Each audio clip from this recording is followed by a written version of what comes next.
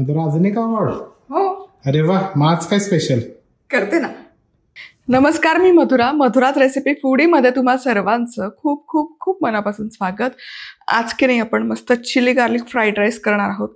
काय होतं, खूपदा शिळा भात उरलेला असतो, फोडणीचा भात आपण करतो, नेहमी खातोच, तवा पुलावही खातो, पण हा आहे ना वेगळ्या पद्धतीचा भात आहे.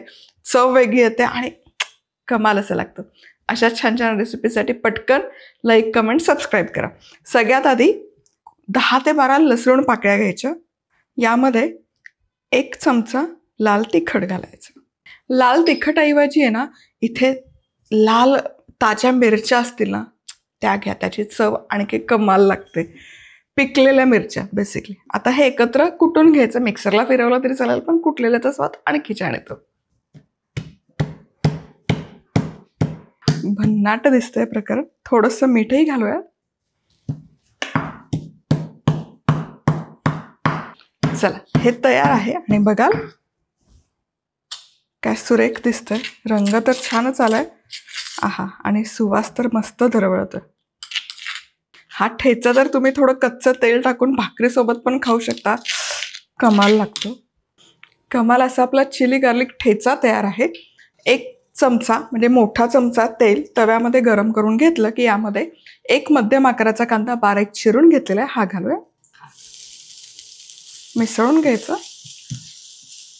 खूप असा रंगबंग बदलेपर्यंत शिजवायचं नाही. 2 ते 3 मिनिट कांदा हलकासा फक्त मऊ झाला पाहिजे. जेमतेम 3च मिनिटं झाली आहेत आणि हे बघा कांदा हलका मऊ झाला. आता यामध्ये घालूयात मक्याचे दाणे.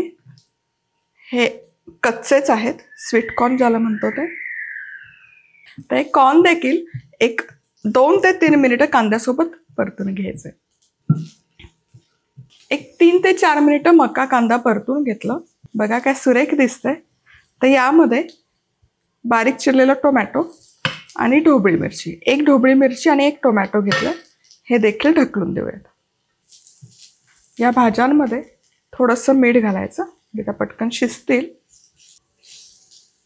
या भाज्या देखील एकत्र 3 ते 4 मिनिटं परतून घेऊया.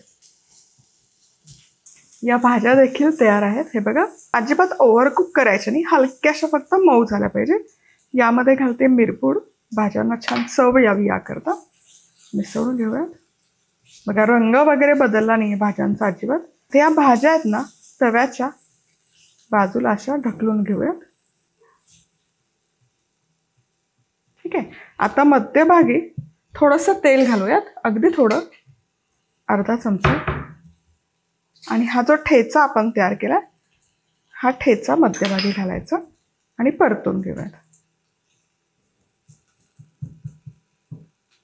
लसूणचा हलकासा कच्चा जो वास असतो तो जाईपर्यंत ठेचा 1 मिनिटभर परतायचा फक्त. हलका कुरकुरीत पण होतो मग तो.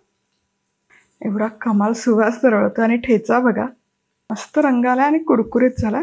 हा ठेचा आता भाज्यांसोबत नाही मिसळायचा. त्याचं कारण सांगते तुम्हाला. कारण आपल्याला भाज्यांचा रंग बदलायचा नाही. भाज्यांचा जो रंग आहे तो आहे तसा दिसलाच पाहिजे. एक बाजूला ठेचा ठेवूयात, भाज्या मध्यभागी करूयात आणि हा शिजवलेला भात यामध्ये घालूया, पांढरा भात. आता या भातावर ठेचा घालूयात म्हणजे त्या भाताला रंग छान येईल या ठेच्याचा. थोडंसं टोमॅटो सॉस नाही घातला तरी चालेल, पण चव छान बॅलन्स करतं ते या चिली गार्लिक राईसचे. त्यामुळे टोमॅटो सॉस. जरी चिली गार्लिक आपण घातलं असेल तरी थोडं लाल तिखट रंगापुरतं आणि थोडंसं बटर नाही घातलं काहीच हरकत नाही. हे सगळं एकजीव करूया.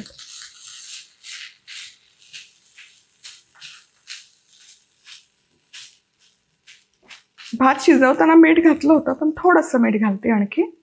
अगदी बेताने घाला, खूप नका घालू. आणि कोथिंबीर पुन्हा मिसळूयात.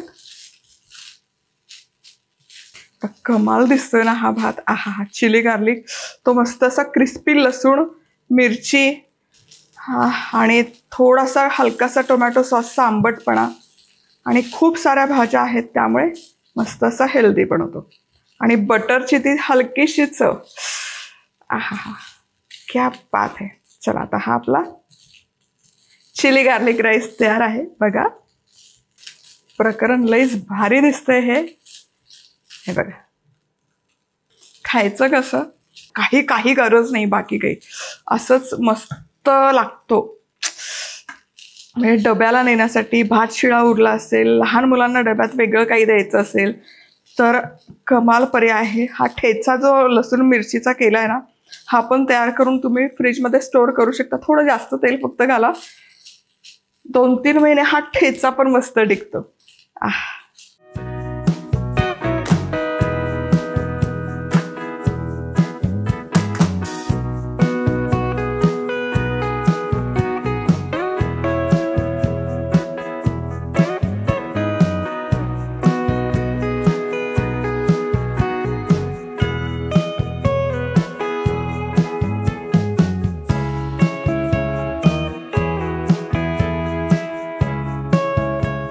चला पुन्हा भेटूयात. तोवर मस्त राहा, खुश राहा, आनंदी राहा आणि सगळ्यात महत्त्वाचं खात राहा.